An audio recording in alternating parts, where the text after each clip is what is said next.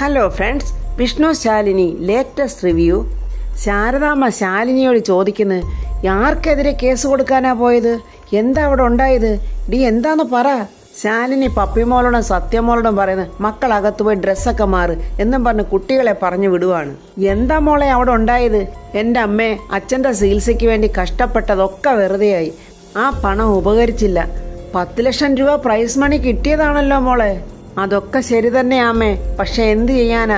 ഞങ്ങൾ ക്ഷേത്രത്തിൽ പോയി തൊഴുതിട്ട് അങ്ങോട്ട് ചെല്ലുമ്പോഴത്തേക്കും ആരോ 2 പേര് വന്ന് സത്യാമ്മയും അച്ഛനെയും അടിച്ച് താഴെ ഇട്ടിട്ട് ആ പണവും എടുത്തോണ്ട് പോയി. അയ്യോ എൻ്റെ ഈശ്വര, ശാരദാമ്മയ്ക്ക് വിശ്വസിക്കാൻ കഴിയുന്നില്ല. കൊണ്ടുപോയത് ആരാന്നൊട്ട് അറിയുന്നതുമില്ലമ്മേ. അത് ശരി, അവർക്ക് 2 പേർക്കും പരിക്കുമെല്ലാം പറ്റിയോ മോളെ? അച്ഛനാകെ ടയേർഡാമേ.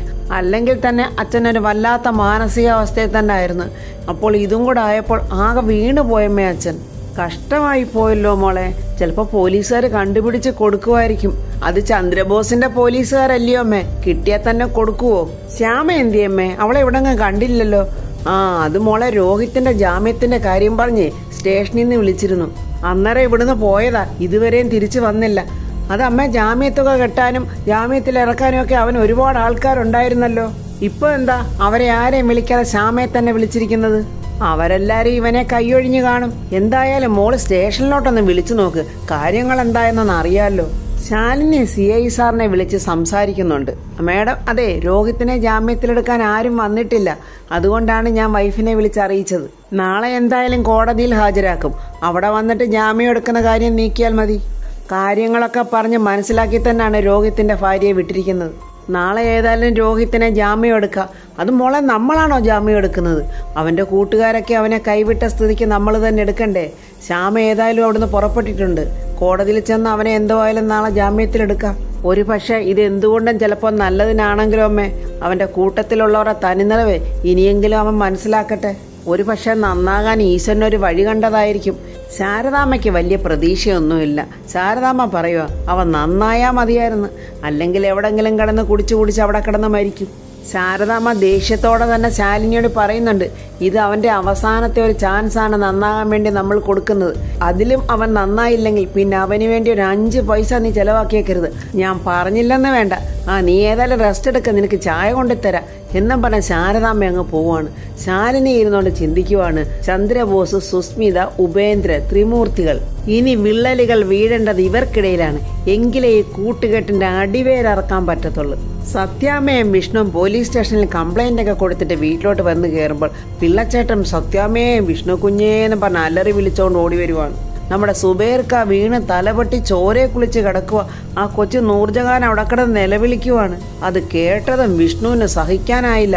അയ്യോ പിള്ളച്ചേട്ടാ, ഒന്ന് ഓടി വന്നേന്നും പറയും വിഷ്ണുവും പിള്ളച്ചേട്ടനും കൂടെ ഓടുവാണ് സുബേർക്കയുടെ വീട്ടിലോട്ട്. ബാപ്പിച്ചീന്നും പറഞ്ഞ് കരഞ്ഞോണ്ടിരിക്കുന്ന നൂറിന്റെ അടുത്തോട്ട് ഓടി വന്നിട്ട് ചോദിക്കുന്നു, എന്താ നൂറെ, എന്താ ഉണ്ടായത്? ബാപ്പിച്ചി വീണതാ. അയ്യോ ഇവിടെ എല്ലാം ചോരയാണല്ലോ. വിഷ്ണു നോക്കുമ്പോ കതകിന്റെ മൂളിൽ കൂടെ ചോര ഒലിച്ച് വീഴുന്നുണ്ട്. അയ്യോ എവിടാ സുബേർക്ക വീണത് എന്ന് ചോദിക്കുമ്പോൾ നൂർജഹാൻ ഒരു കള്ളവാണ് പറയുന്നത്, ബാത്റൂമിലാ വീണതെന്ന്. ബോധമില്ലാതെ കിടക്കുന്ന സുബേർക്കെ അങ്ങനെ അവരെല്ലാരും ചേർന്ന് ഹോസ്പിറ്റലിൽ എത്തിക്കുവാണ്. ശാരദാമ്മയുടെ കുടുംബശ്രീ ഹോട്ടലിലെ രാജിയുമായിട്ട് ശാലിനി സംസാരിച്ചോണ്ടിരിക്കുമ്പോൾ ഒരു ഓട്ടോറിക്ഷയിൽ ശ്യാമയോടെ വന്ന് ഇറങ്ങുവാണ്. ശ്യാമ വലിയ ഗൗരവത്തിൽ ശാലിനിയെ മൈൻഡ് ചെയ്യാതെ അങ്ങോട്ട് കയറിപ്പോന്ന കണ്ടോണ്ട് ശാലിനി വിളിക്കുന്നു, ശ്യാമേ എന്താ ഞാൻ വിളിച്ചിട്ട് നീ ഫോൺ എടുക്കാഞ്ഞത്? ഉടനെ ശ്യാമ ദേഷ്യത്തോടെ, ഞാൻ ഫോൺ ചെയ്തിട്ട് കുഞ്ഞേച്ചിയും ഫോൺ എടുത്തില്ലല്ലോ. അത് ശ്യാമേ, ഞാൻ വളരെ ഇമ്പോർട്ടൻ്റ് ആയിട്ടുള്ള ഒരു മീറ്റിങ്ങിൽ ഇരിക്കുമ്പോൾ എങ്ങനെയാ നിന്റെ ഫോൺ എടുക്കുന്നത്? അത് ശരിയാ, ഞാൻ ഈ വീട്ടിലെ ഒരു പ്രധാനപ്പെട്ട ആളൊന്നും അല്ലല്ലോ. ഇവളെന്താമ്മ ഇങ്ങനെ എന്ന് ശാരദാമ്മയോട് ചോദിക്കുമ്പോൾ ശാരദാമ്മ പറയുന്നു, ശ്യാമേ നിനക്ക് ഒരുപാട് സങ്കടമൊക്കെ ഉണ്ടെന്ന് ഞങ്ങൾക്കറിയാം. പക്ഷെ അത് നീ പ്രകടിപ്പിക്കേണ്ടതേ നിന്റെ കൂടപ്പുറപ്പിനോടല്ല. എന്നാൽ അമ്മ പറ, എൻ്റെ സങ്കടങ്ങളും ആവശ്യങ്ങളും പിന്നെ ഞാൻ ആരോടമ്മേ പറയേണ്ടത്? എല്ലാവർക്കും അവരവരുടെ കാര്യങ്ങളാണ് വലുത്. സ്വന്തം കാര്യങ്ങൾ മാത്രം നോക്കി മുന്നോട്ട് പോകാനാണെങ്കിൽ പിന്നെ എന്തിനാമ്മേ കുടുംബ ബന്ധത്തെക്കുറിച്ചൊക്കെ അമ്മ എനിക്ക് പറഞ്ഞു തന്നിട്ടുള്ളത്? പരസ്പരം സഹായിക്കാനും സഹകരിക്കാനും മനസ്സില്ലെങ്കിലേ പിന്നെ എന്തിനാമ്മ ഈ കൂടപ്പിറപ്പുകളൊക്കെ? ശാലിനിക്കും ദേഷ്യം വരുന്നുണ്ട്. ശാലിനി പറയുക, ശ്യാമേ അങ്ങനെ ആയിരുന്നെങ്കിലേ നീ പോലീസ് സ്റ്റേഷനിലോട്ട് പോയപ്പോൾ എന്തുകൊണ്ട് നീ അമ്മയും കൂടെ കൂട്ടിക്കൊണ്ടു പോയില്ല? ഇതിപ്പോ എന്റെ മാത്രം കാര്യമായി പോയില്ലേ, എനിക്ക് പോകാതിരിക്കാനും പറ്റില്ലല്ലോ. നീ തന്നെ പറ ശ്യാമേ, ഇവിടെ സ്വാർത്ഥത കാണിച്ചത് ഇപ്പൊ ആരാ? നീയാണോ, ഞാനാണോ, അതോ അമ്മയാണോ? നീ പറയുന്നതൊന്ന്, പ്രവർത്തിക്കുന്ന വേറൊന്ന്. ശ്യാമേ, നിന്റെ ജീവിതം ഉണ്ടല്ലോ, അത് നീ തന്നെ കൈവിട്ട് കളയുക. അതിനെ ഞങ്ങളെ ആരെയും കുറ്റം പറഞ്ഞിട്ട് ഒരു കാര്യമില്ല. ശരിയാ, ഞാൻ തന്നെയാണ് എൻ്റെ ജീവിതം കളഞ്ഞു കുളിക്കുന്നത്. എല്ലാവർക്കും എല്ലാം ഉണ്ടല്ലോ, ഒന്നുമില്ലാത്തത് ഇപ്പൊ എനിക്കല്ലയോ? എനിക്ക് ആരെങ്കിലും ഉണ്ടോ എൻ്റെ ജീവിതത്തിന്റെ ഭാഗമെന്ന് പറയാൻ? ഉള്ള ആളോ സ്റ്റേഷനിൽ പോയി കിടക്കുക. അയാളെ അവിടെ നിറക്കി നഷ്ടപ്പെട്ടു പോയ എൻ്റെ ജീവിതം തിരിച്ചു പിടിക്കാനുള്ള തിരക്കിലാണ് ഞാൻ. അതിനുവേണ്ടിയാ എന്നെ സഹായിക്കാൻ പറ്റുന്നവരുടെയൊക്കെ മുന്നിൽ പോയി ഞാൻ കൈ നീട്ടി നിൽക്കുന്നത്. രോഹിത്തിന്റെ സ്വഭാവം വെച്ച് രോഹിത്തിനെ ആരും സഹായിക്കില്ലെന്ന് എനിക്ക് നന്നായിട്ടറിയാം. പക്ഷെ എനിക്കങ്ങനെ രോഹിത്തിനെ കൈയൊഴിയാൻ പറ്റില്ലല്ലോ. നാളെ രോഹിത്തിനെ കോടതിയിൽ ഹാജരാക്കും. അതിനു മുമ്പ് രോഹിത്തിനെ ജാമ്യത്തിലിറക്കാനുള്ള വഴി നോക്കണം. അല്ലെങ്കിൽ എന്നേക്കുമായി രോഹിത്ത് പിന്നെ അകത്തായി പോവും. രോഹിത്തിന്റെ കൂടെ ഉണ്ടായിരുന്നവരാരും ഇപ്പൊ അവന്റെ കൂടെ ഇല്ല. ഇപ്പോൾ രോഹിത്തിനെ സഹായിക്കാൻ പറ്റിയാലേ ചിലപ്പോൾ രോഹിത്ത് നന്നായെങ്കിലോ. ശ്യാമ 2 കൈയുമെടുത്ത് തൊഴുതുകൊണ്ട് ശാലിനിയോട് പറയുന്നു, സഹായിക്കാൻ കഴിയുമെങ്കിൽ സഹായിക്ക്, അല്ലെങ്കിൽ എന്റെ വിധിയാണിതെന്ന് കരുതി ഞാനങ്ങ് സമാധാനിച്ചോളാം. ശാരദാമ്മ ശാലിനിയോട് പറയുന്നു, മോളെ, ഏത് രീതിയിലായാലും രോഹിത്തിനെ ജാമ്യത്തിൽ ഇറക്കണം. അതുതന്നെ അമ്മേ ഞാനും ചിന്തിച്ചോണ്ടിരിക്കുന്നത്. അല്ലെങ്കിൽ ആജീവനാന്തം കാലം ഈ ശ്യാമ നിനക്ക് ശത്രുവായിട്ട് മാറുവേ. എന്റെ മക്കള് പരസ്പരം പോരടിച്ച് ജീവിക്കുന്നത് കാണാനുള്ള മനക്കെട്ടിയൊന്നും എനിക്കില്ല മോളെ. എന്റെ മോള് എന്തെങ്കിലും ഒരു മാർഗം ഉണ്ടെങ്കിൽ രോഹിത്തിനെ മോള് ജാമ്യത്തിൽ ഇറക്കണം. അത് മോള് തന്നെ ആയിരിക്കണം. ഇല്ലെങ്കിൽ ശ്യാമ നമ്മളിൽ നിന്ന് ഒരുപാട് അകന്നു പോവും. അത് ഉറപ്പാ മോളെ. ഉടനെ തന്നെ ശാലിനി അനുവിനെ വിളിച്ച് സംസാരിക്കുന്നുണ്ട്. അനു, നാളെ എനിക്ക് വേണ്ടി ഒരു ഹെൽപ്പ് ചെയ്യണം.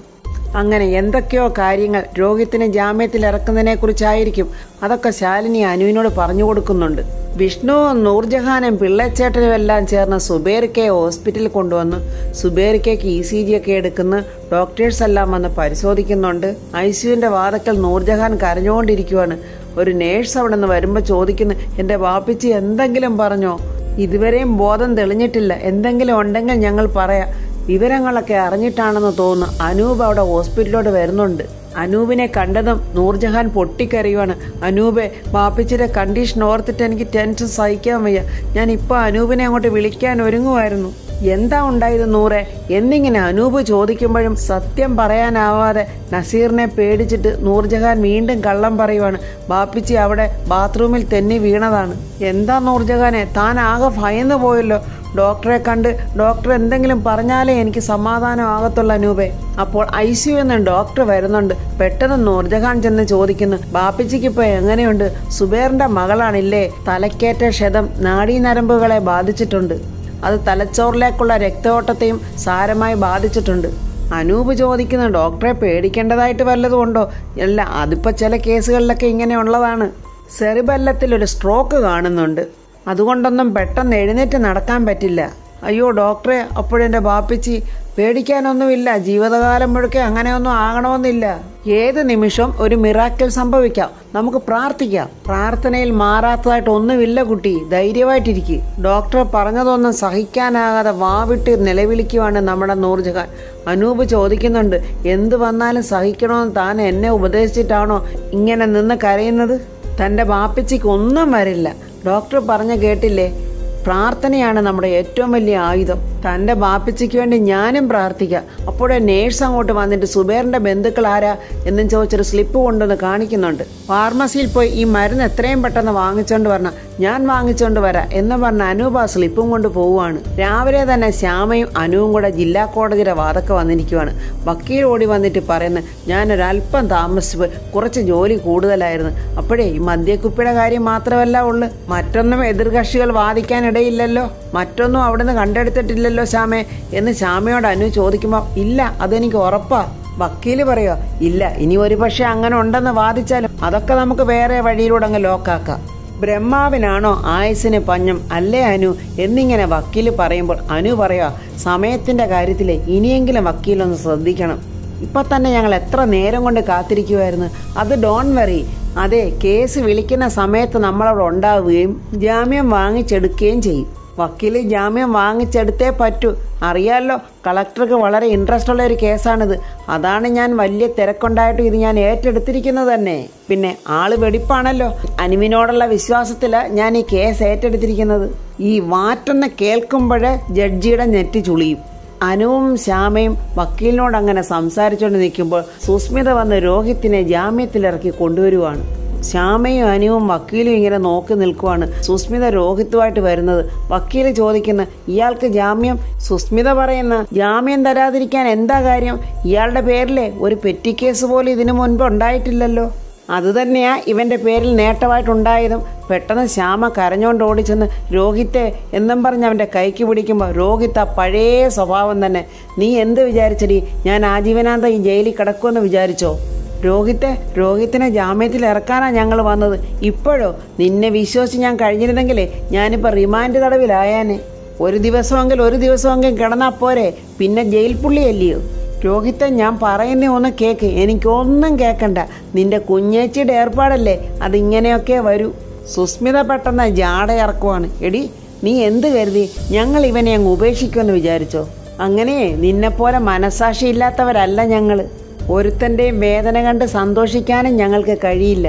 കൂട്ടത്തിൽപ്പെട്ടവനെ ഒരാപത്തിൽപ്പെട്ടാൽ ഞങ്ങൾ കയ്യും മെയ്യും മറന്ന് അവൻ്റെ രക്ഷയ്ക്കായി രാവും പകലും നോക്കാതെ ഓടുകയും ചെയ്യും. ഇന്നലെ രാത്രി മുഴുവൻ അങ്ങനെ ഓടിയത് കൊണ്ടാണ് രോഹിത്തിന്റെ ജയിലിലേക്കുള്ള പോക്ക് തടയാൻ പറ്റിയത്. ആ രോഹിത്ത് എന്ന് പറയുന്ന പൊട്ടൻ പറയുക, ശ്യാമേ, എനിക്കിപ്പം മനസ്സിലായടി എന്നോടൊപ്പം ആരൊക്കെ ഉണ്ടെന്ന്. നീ കണ്ടില്ലേ? ആപത്തിൽ കൂടെ നിൽക്കുന്നവരോടൊപ്പം ആടി നമ്മൾ നിൽക്കേണ്ടത്, അല്ലാതെ ദ്രോഹിക്കുന്നവരുടെ കൂട്ടത്തിലല്ല. നമുക്ക് പോകാം എന്നും പറഞ്ഞവൻ സുസ്മിതയെ വിളിച്ചോണ്ടങ്ങ് പോവുകയാണ്. രോഹിത്തെ എന്നിങ്ങനെ ശ്യാമ കരഞ്ഞുകൊണ്ട് വിളിച്ചിട്ട് ഒന്ന് തിരിഞ്ഞു നോക്കുക പോലും ചെയ്യാതെ രോഹിത്ത് സുസ്മിതയോട് അങ്ങ് പോവുകയാണ്. ഇനി അവിടെ വായി നോക്കി നിന്നിട്ട് ഒരു കാര്യമില്ലെന്ന് മനസ്സിലായിട്ട് വക്കീല് പറയാ, എന്നാ പിന്നെ ഞാനങ്ങോട്ട് എന്നും പറഞ്ഞ് അയാൾ അവിടെ നിന്ന് കാലുവാരി പോവുകയാണ്. സുബേർക്ക കിടക്കുന്ന ഹോസ്പിറ്റലോട്ട് വിഷ്ണുവും ശാലിനിയും കൂടെ വരുവാണ്. വിഷ്ണു വന്ന് നൂർജഹാനോട് ചോദിക്കുന്നു, മോളെ, ഡോക്ടർ വല്ലതും വന്ന് പറഞ്ഞായിരുന്നോ? ബാപ്പിച്ചി ഇനി ഉടനെ എഴുന്നേറ്റ് നടക്കത്തില്ലെന്നാണ് ഡോക്ടർ പറഞ്ഞത്. എനിക്ക് ബാപ്പിച്ചിയല്ലാതെ വേറെ ആരാ ഉള്ളത്? വിഷ്ണു പറയാ, മോളെ, ഞാൻ നിന്നെ ഇങ്ങനല്ല മനസ്സിലാക്കിയിരിക്കുന്നത്. നീ ധൈര്യമുള്ള കുട്ടിയല്ലേ, കരയാതെ. ഞാൻ അങ്ങനെയുള്ള കുട്ടി തന്നെ വിഷ്ണുവേട്ടാ. പക്ഷെ എൻ്റെ ഏക ധൈര്യം എൻ്റെ ബാപ്പിച്ചിയല്ലയോ. എൻ്റെ ബാപ്പിച്ചിക്ക് എന്തെങ്കിലും സംഭവിച്ചാൽ പിന്നെ എനിക്ക് ആരാ ഉള്ളത്? മോളെ, കരയാതെ. അങ്ങനെയൊക്കെ ജീവിച്ചാൽ നമുക്ക് ജീവിതം മുന്നോട്ട് കൊണ്ടുപോകാൻ പറ്റുമോ? സുബേർക്കയ്ക്ക് ഒന്നും പറ്റില്ല. അങ്ങനൊരു ചതിയെ നിന്നെപ്പോലുള്ളൊരു പെൺകുട്ടിക്ക് വരുത്താൻ ഒരു ദൈവവും സമ്മതിക്കില്ല. ശാലിനി നൂർജഹാനോട് ചോദിക്കുന്നു, വിഷ്ണുവേട്ടൻ പറഞ്ഞായിരുന്നു കാല് തെന്നി വീണതാണെന്ന്, അല്ലേ മോളെ? പെട്ടെന്ന് വീണ്ടും നൂർജഹാൻ ഇങ്ങനെ പരിങ്ങിയാണ് പറയുന്നത്. അതേ ചേച്ചി, കുളിക്കാൻ പോയപ്പോൾ കുളിമുറിയിൽ കാല് തെന്നി വീണതാണ്. ഭിത്തിയിൽ തലയിടിച്ചെന്നോ? പെട്ടെന്ന് വിഷ്ണു കേട്ടിട്ട് ഞെട്ടിപ്പോവാണ്. കാരണം വിഷ്ണു കണ്ടിരുന്നു കതകിന്റെ ലോക്കിൽ നിന്നും ബ്ലഡ് ഇങ്ങനെ ഇറ്റ് വീഴുന്നത്. തറയിലാണോ തലയിടിച്ചത് എന്ന് വിഷ്ണു ചോദിക്കുമ്പോൾ അതെ, തറയിൽ എന്നിങ്ങനെ മുഖത്ത് നോക്കാതെ വിറച്ചോണ്ടാണ് നൂർജഹാൻ പറയുന്നത്. അപ്പോൾ ശാലിനി ചോദിക്കുന്നു, ഇതിനു മുമ്പ് സുബേരിക്കായ്ക്ക് തലച്ചുറ്റിലോ തലക്കറക്കോ വല്ലതും വന്നിട്ടുണ്ടായിരുന്നു? വെപ്രാളം പിടിച്ച് വരണ്ട് നിൽക്കുന്ന നൂർജഹാൻ പറയുന്നു, ഇല്ല, ഇതുവരെ അങ്ങനെയൊന്നും ഉണ്ടായിട്ടില്ല. വിഷ്ണു നൂർജഹാനെ തന്നെ ഉറ്റുനോക്കി നിൽക്കുവാണ്. നൂർജഹാൻ എന്തൊക്കെയോ മറയ്ക്കുന്നുണ്ട്, അവൾ ആരെയൊക്കെയോ പേടിക്കുന്നുണ്ട് എന്ന് വിഷ്ണുവിന് നല്ലതുപോലെ മനസ്സിലായി. നൂർജഹാന്റെ ഈ കള്ളത്തരം കണ്ടിട്ട് പിടിച്ചു നിൽക്കാനായില്ല വിഷ്ണുവിന്. ദേഷ്യം വന്നിട്ട് വിഷ്ണു നൂർജഹാനോട് പറയുന്നു, നൂർജഹാനെ, എന്നോട് നീ സത്യം പറ. ഇന്നലെ മുതൽ ഞാനിവിടെ വന്നപ്പോൾ മുതൽ എൻ്റെ മനസ്സിൽ കുറേ സംശയങ്ങളുണ്ട്. സുബേർക്ക കുളിമുറിയിലൊന്നും വീണതല്ല, ശക്തമായിട്ട് ആരോ തള്ളിയിട്ടതാണെന്നാണ് എനിക്ക് തോന്നുന്നത്. മുറിവും നല്ല ആഴത്തിൽ തന്നെയാണ് ഉണ്ടായിരിക്കുന്നത്. പറനൂറെ, എന്താ അവിടെ ഉണ്ടായത്? അത് പിന്നെ വിഷ്ണുവേട്ട എന്നും പറഞ്ഞ് നൂർജഹാൻ കരയുവാണ്. ശാലിനി ഉടനെ സമാധാനപ്പെടുത്തുന്നു, മോളെ, നീ ഞങ്ങൾക്ക് അനുജത്തി തന്നെയാ. നീ എന്തുണ്ടെങ്കിലും നീ ധൈര്യത്തെ ഞങ്ങളോട് പറയാം. സുബേർക്കെ ആരെങ്കിലും ഉപദ്രവിച്ചതാണോ? അത് പിന്നെ എന്തോ ശബ്ദം കേട്ടപ്പോൾ ബാപ്പിച്ച് നോക്കിയപ്പോൾ ആരോ തള്ളിയിട്ടതാ. ആരാണെന്ന് കണ്ടില്ല. പോലീസിൽ അറിയിക്കേണ്ടെന്ന് ബാപ്പിച്ച് തന്നെയാ പറഞ്ഞത്. ശാലിനിക്കും സംശയം തോന്നിത്തുടങ്ങി, നൂർജഹാൻ പറയുന്നത് കള്ളത്തരവാണെന്ന്. വിഷ്ണുവേട്ട, എന്തൊക്കെയാ നൂർജഹാൻ പറയുന്നതിൽ എന്തൊക്കെയോ കുഴപ്പങ്ങളുണ്ട്. സുബേർക്ക പോലെയുള്ള നല്ലൊരു മനുഷ്യനെ പുറത്തുനിന്ന് ആര് വന്ന് ഉപദ്രവിക്കാന്? വന്നവൻ മോഷ്ടാവാണെങ്കിലേ എന്തെങ്കിലും മോഷ്ടിക്കാതെ പോവുമോ? വെറുതെ ഉപദ്രവിച്ചിട്ടാണോ പോകുന്നത്? ഇതൊക്കെ കേട്ടിട്ട് വിഷ്ണുവേട്ടന് എന്താ തോന്നുന്നത്? നൂർജഹാൻ പറഞ്ഞത് മുഴുക്ക നുണയാണെന്നേ എനിക്കറിയാവുള്ളൂ. വിഷ്ണു അവന്റെ കണ്ണുകളിങ്ങനെ വിടർത്തി നല്ല ഉറച്ച വിശ്വാസത്തിൽ തന്നെ പറയുവാണ്, അവിടെ നടന്നത് വേറെ എന്തൊക്കെയോ ആണ് ശാലിനി. അപ്പോൾ ഫ്രണ്ട്സ്, ചത്തത് കീചകനെങ്കിൽ കൊന്നത് ഭീമൻ തന്നെ എന്ന് പറയുന്നത് പോലെ സുബേർക്കയെ ഇങ്ങനെ ആക്രമിച്ച് വീഴ്ത്തിയത് മറ്റാരുമല്ല നസീറാണെന്ന് വിഷ്ണുവിന് നല്ലതുപോലെ മനസ്സിലായി. വിഷ്ണുവിനെ സഹായിക്കുന്ന വിഷ്ണുവിന്റെ ഏറ്റവും പ്രിയപ്പെട്ട സുബേർക്കയെ ഈ വിധത്തിലാക്കിയ നസീറിനെ വിഷ്ണു ഇടിച്ചു പരിപ്പിളക്കി. അങ്ങനെ സത്യാമ്മയുടെ വീട്ടിൽ നിന്ന് മോഷ്ടിച്ച പൈസയും എല്ലാം തിരിച്ചു കൊടുത്തവൻ സറണ്ടർ ആവും എന്നുള്ള പ്രതീക്ഷയോടെ നമുക്ക് നാളെ കാണാം. എന്റെ ഈ റിവ്യൂ ഇഷ്ടപ്പെട്ടാൽ ലൈക്കും കമന്റ്സും, സബ്സ്ക്രൈബ് ചെയ്യാത്തവർ സബ്സ്ക്രൈബ് ചെയ്യണേ.